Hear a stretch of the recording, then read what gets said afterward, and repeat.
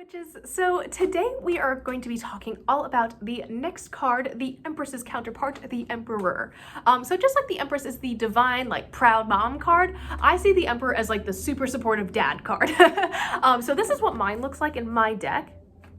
Can see that? Can you see that? I hope so. So the Emperor card depicts a man sitting on a throne with 4 ram's heads. Now, again, that is not on mine, but if you are following along, please look at the Rider-Waite Tarot deck.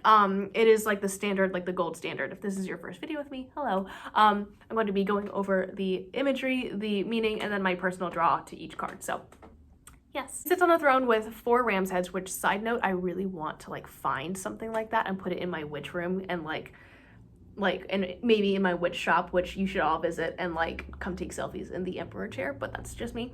In his right hand he holds an Ankh, which is the Egyptian symbol of eternal life, and in his left he has a globe or an orb, meaning that is indicative of his control over the world. So this is a very archetypal like king, ruler, like patriarch card. He's definitely really like just like the archetypal like wise warrior king.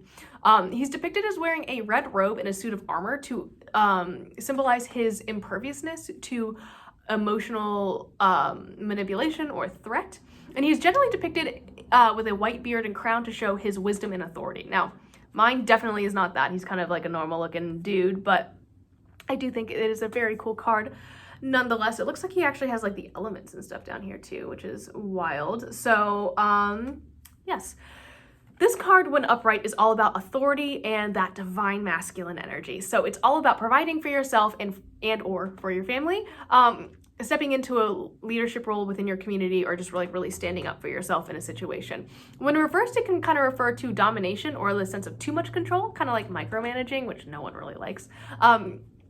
And it can represent a sense of rigidity or inflexibility. So I see this aspect, like the reversed aspect, is more of a tyrant than a benevolent king, if that makes any sense. So there's definitely like 2 sides to a ruler, you know what I mean? Like you can either have a tyrant or perhaps like a really like a King Arthur type. Similarly to the Empress, I kind of got a weird feeling about this card just because of the artwork. Like I really think that was kind of a detriment to me when I was first learning. So Rider-Waite Tarot deck, everybody, or just find one that you really vibe with. You don't have to do what I say, I promise. You can still be a witch if you don't have the Rider-Waite Tarot deck. That is my reality. So like mental illness aside and like my personal like trauma with like father figures, when I see this card in a reading, I see it as someone rising to an occasion.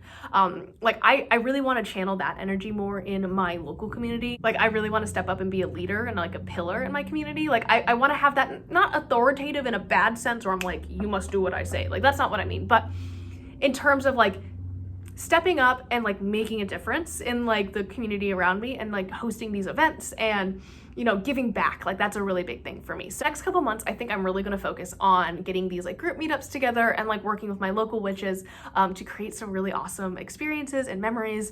And I always thought I was like this hermit or like this antisocial like introvert, but I'm really not. Actually, I just like to host stuff, and I like to not be at the whim of like chaotic parties or clubs. Like that's just what it is. So I also just enjoy hanging out with people who aren't going to judge me for being like witchy and like, you know, whatever. So we have gone from the Fool to learning how to impose our will from the Magician, to learning to trust our gut from the High Priestess, to receiving unconditional love from the Empress, and now how to be a strong leader from the Emperor. So tomorrow we're going to tackle the Hierophant or the Hierophant, and I will see you guys then. Bye.